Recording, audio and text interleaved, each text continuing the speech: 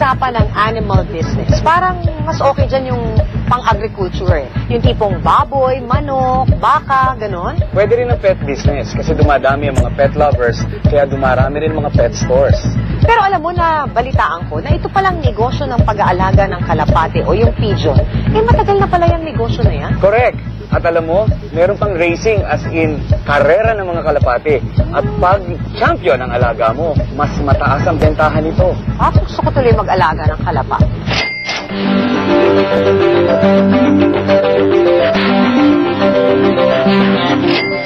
Isa sa kakaiba at swak na libangan ng mga kabataan tuwing sasapit ang summer ay ang pag-aalaga ng kalapati.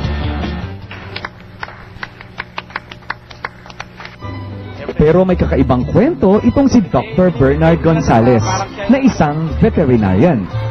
Ang namulatang libangan noong siya'y 7 taong gulang pa lamang, abay, isa ng negosyo. Nagkakaroon kagad ako ng responsibilidad hanggang sa nagpapalipad na ako ng ibon. Yan, minsan nakakabihag. Pag nakabig ako ng mga ibon nung maliit ako noon, binibenta ko yun, parang pambaon din. Minsan nga, nagiging ano pa yan eh. Tagapagdala ng sulat ko pa yan pagka medyo may lakad ng barkada noon. Kwento ni Doc, nag-concentrate siya sa kanyang pigeon racing business pagkatapos ng kolehiyo. Nagkataon namang itinatag din noon ang Birds Bulacan Pigeon Association kasama ang ilan niyang kaibigan. 3,000 pesos daw ang kanyang naging starting capital.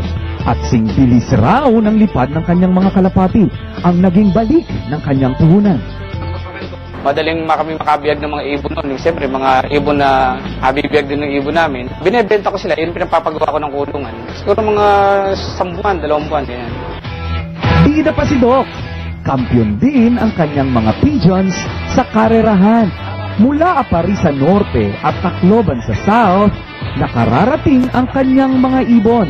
50 trophy na ang kanyang napanalunan at higit sa 200,000 piso na ang premyong napanalunan.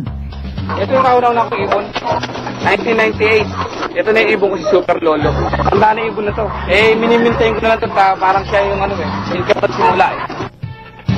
At bunga ng pag-asenso ng kanyang negosyo, bukod sa 3 loft o kulungan ng mga ibon ni Doc, na ipagpatayo pa niya ito ng 2 palapag na gusali.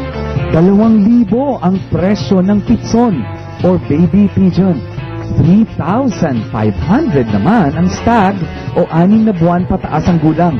At 5,000 to 7,000 bawat kalapati kung ito ay nag-champion na sa karerahan.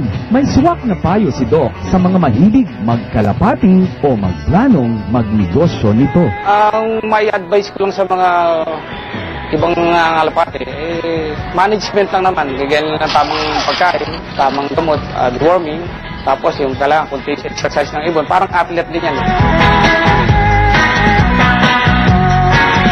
Alam mo, Ami, para sa mga naghahanap ng mga kabuhayang swak na swak, baka hindi nila napapansin na yung kanilang mga hobby ay isa sa pinakamagandang source ng business idea.